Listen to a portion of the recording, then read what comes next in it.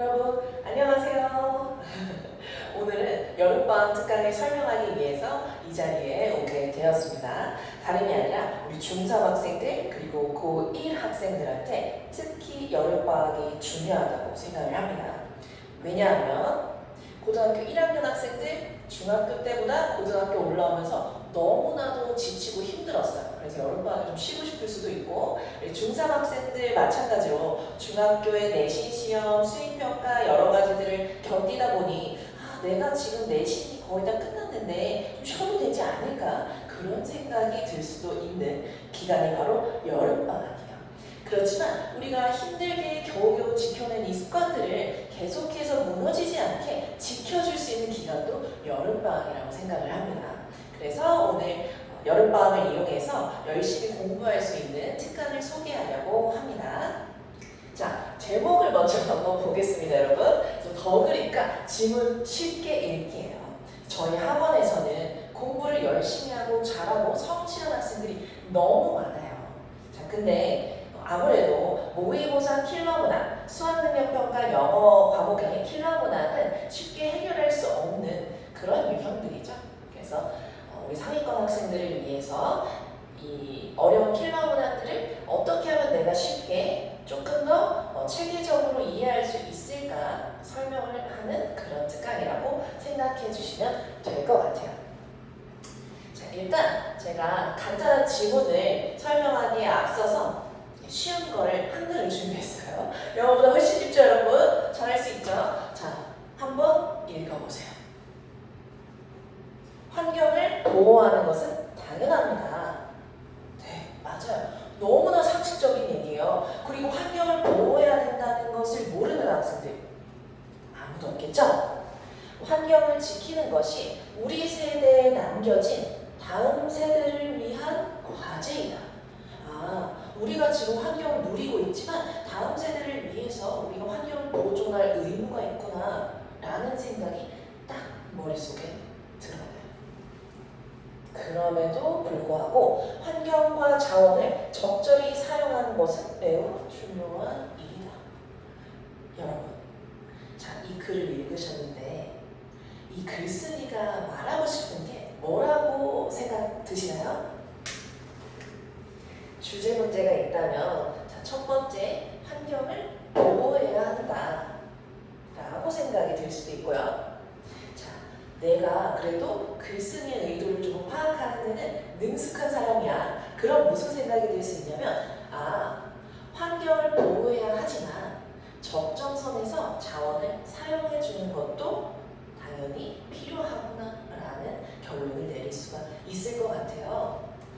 자, 그럼 주제가 뭐냐면 여기에서 마지막 문장이 글쓴이가 가장 말하고 싶은 문장이다라고 이야기할 수가 있는데요.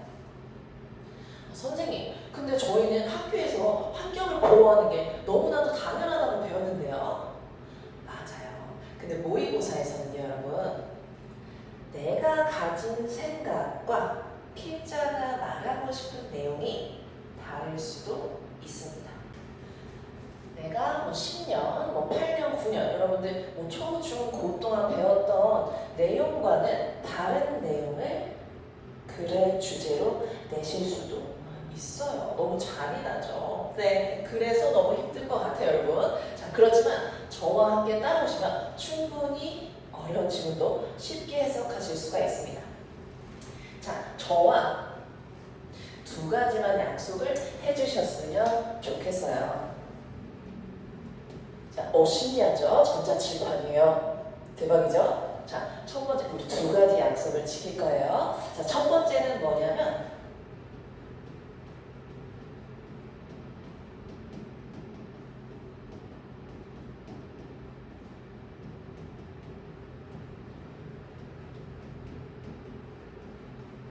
여러분, 글씨 보이시나요? 제가 살짝 좀 크게 써봤는데 어떠실지 모르겠어요. 안 보이면 얘기해주세요. 자, 글의 테두리를 넘지 않는다는 거예요. 선생님, 글의 테두리가 뭐예요? 여기 테두리 없는데요? 맞아요. 테두리 없는데 우리가 가상의 테두리를 그리는 거예요. 어떤 테두리냐면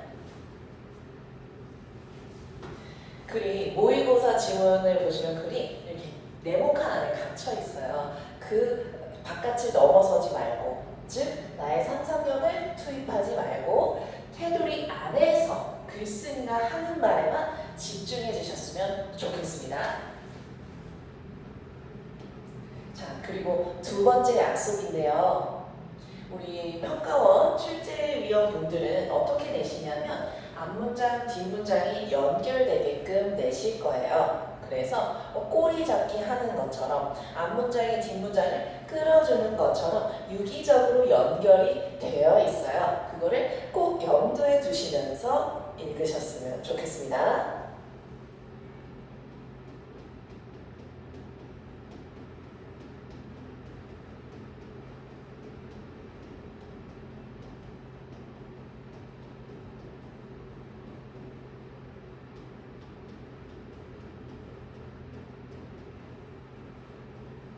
앞문장과 뒷문장은 짝꿍이에요. 연결되는 부분이 분명히 있을 겁니다. 그리고 여러분은 저와 여름방학의 짝꿍이 되어서 열심히 공부하시면 되겠어요. 자, 지문으로 넘어가 보겠습니다.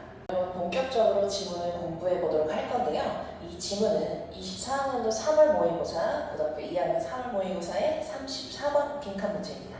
오답률은 71.2%이고요. 오답률 3위를 기록한 문제거든요. 만약에 제 강의를 한번 정말 제대로 경험해보고 싶다 하시는 분들은요, 이 동영상을 일시정지 하시고 이 지문을 한번 이해하려고 노력을 해보시면 좋을 것 같아요. 그래서 이해하려고 노력을 해보신 다음에 그 다음에 지문을 같이 해석해 보시고 아, 내가 이 부분을 놓쳤었구나 하는 걸 파악해 보시면 더 좋을 듯 합니다. 자, 먼저 단어부터 우리 연습하도록 해볼게요. Technologist, 기술자. The look out for, look out, 이렇게 밖을 내다보는 표현이에요. 그래서 뭐를 찾고 있는 의미고요. Quantifiable, 자, 정량화할 수 있는. 선생님, 정량화가 뭐지요? 정량화는 뭐냐면 우리가 딱딱딱 끊어서 셀 수 있다라고 할 때 정량화한다라고 얘기해요.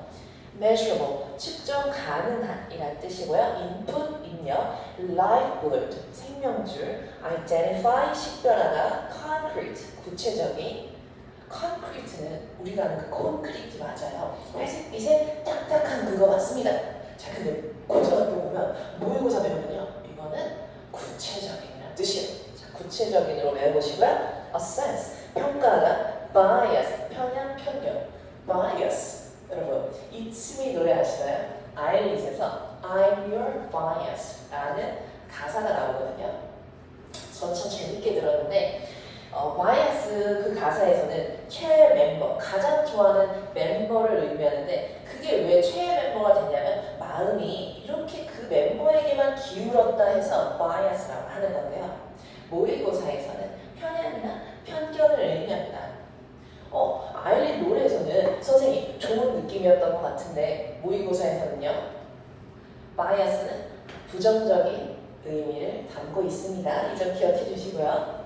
complicated, 복잡한 이라는 뜻이고 imperfect, 불완전한 illusion, 착각이나 오해 end, 목적, 목표. 선생님, end는 끝이 아닐까요? 맞아요. end는 끝이라는 뜻도 있는데 내가 그 끝을 향해 달려가는 목적이나 목표도 되기도 합니다. 잘 나오니까요.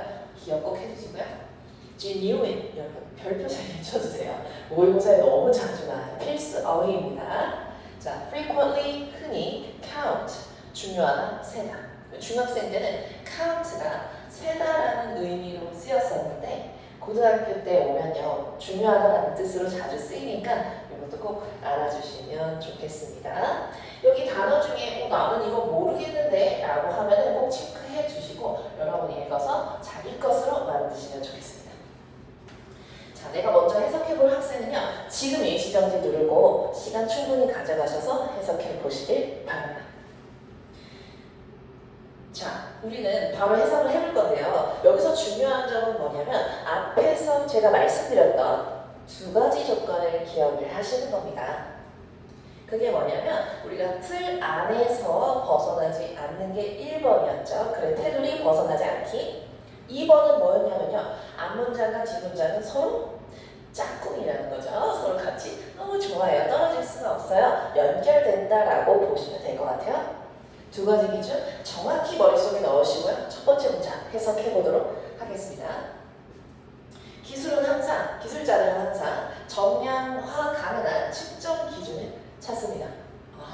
기술자들, 그럼 기술을 다루는 사람들은요, 정량화 가능한 측정 기준을 찾는다고 합니다. 우리가 내신에서는요, 동사가 굉장히 중요해요. 왜냐하면 항상 어법 문제 나오고 단답형이나 서술형 쓸 때 동사 부분에 오답이 많이 나오기 때문인데요. 모의고사에서는요, 명사가 너무 중요합니다. 명사가 키워드가 되겠어요. 정량화 가능한 측정 기준이 키워드가 되겠습니다. 선생님, 근데 저는 중간이나 끄트머리 갈수록 기억이 안 나요. 그럼 어떻게 하면 돼요? 적고 시작하시면 돼요. 기억 안 날 때마다 적어놓고 계속 참고하시면 되겠죠? 자, 적어볼게요.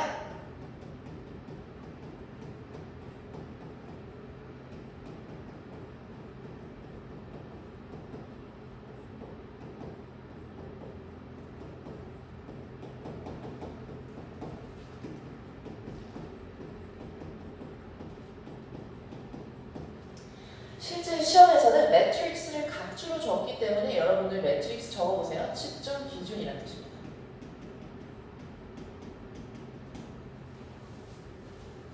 셀 수 있는, 정량화할 수 있는 측정 기준을 찾는다고 합니다.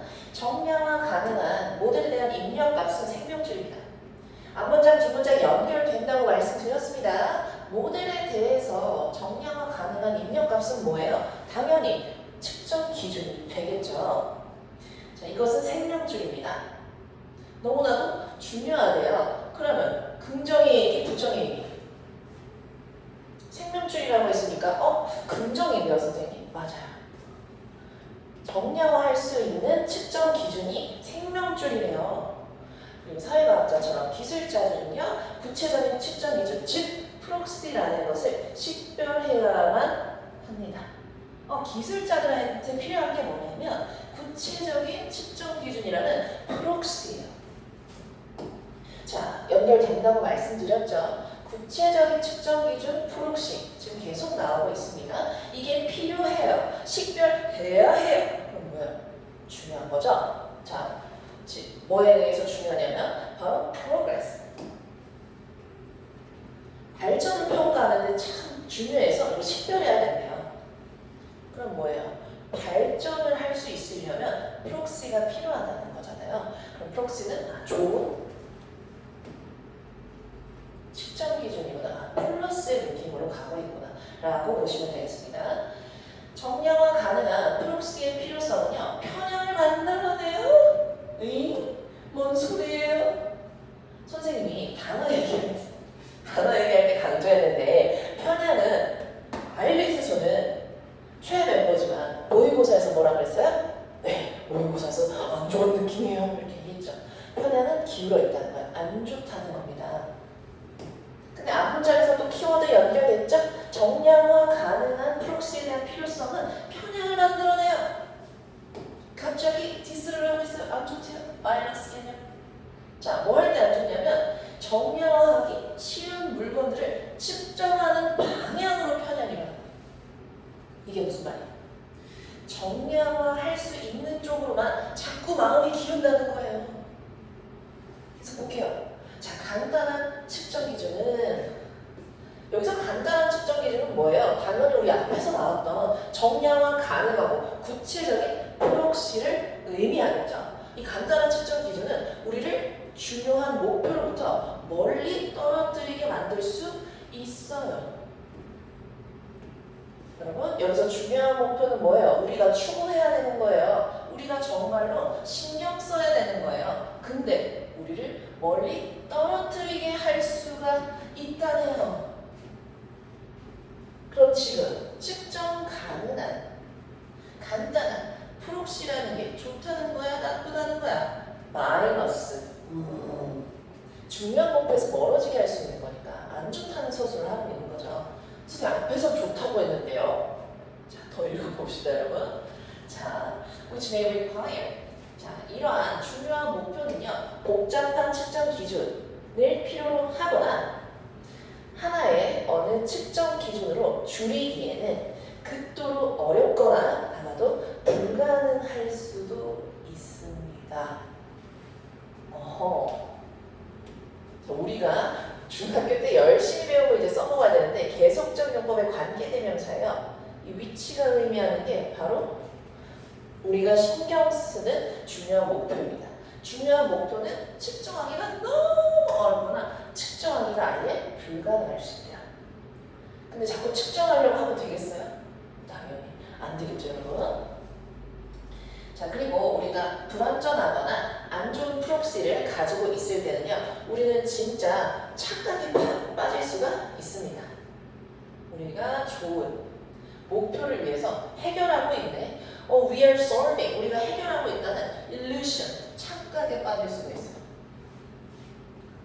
착각 좋아요, 안 좋아요? 당연히 안 좋죠.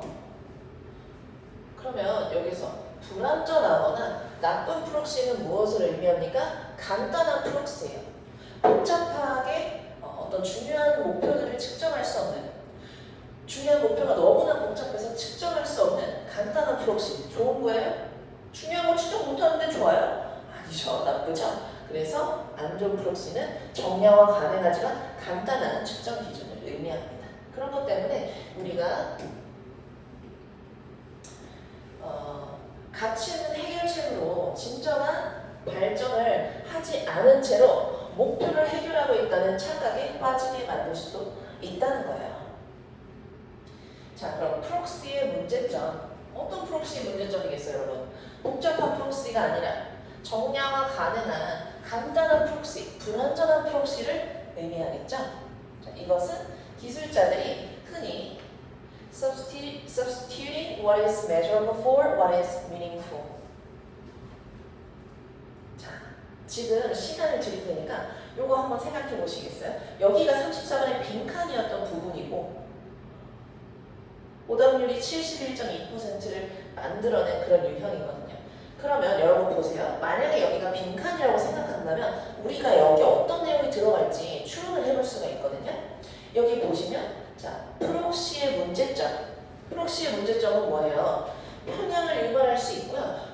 중요한 목표에서 우리를 멀리 떨어뜨리게 할 수 있고요. 착각을 유발하게 할 수도 있어요. 그러면 프록시의 문제점은 뭐예요? 중요한 문제로부터 우리를 멀리 떨어뜨린다라는 내용이겠죠. 그래서 what is measurable? 이 의미하는 건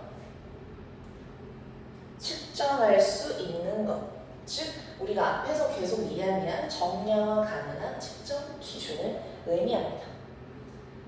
자, 이것으로 기술자들이 대체한다는 거예요. 무엇을 대체해버려요? What is meaningful? 의미 있는 것. 의미 있는 건 뭐예요? 앞서 나왔던 중요한 목표. 근데 중요한 목표를 그냥 셀 수 있는 것으로 불완전한 것들로 대체하면 되겠습니까? 그러면은 문제가 발생하는 거죠.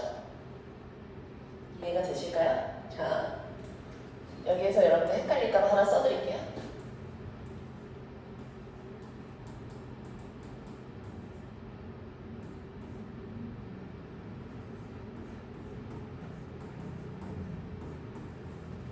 Substitute A for B요. 해석은요, B를 A로 대신한다는 뜻이에요.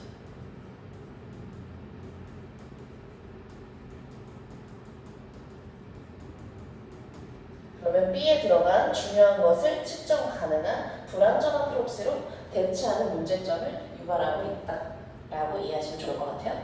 마지막 문장 해석할게요.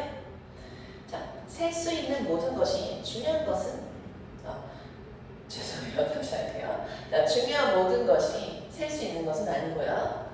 셀 수 있는 모든 것이 중요한 것도 아닙니다.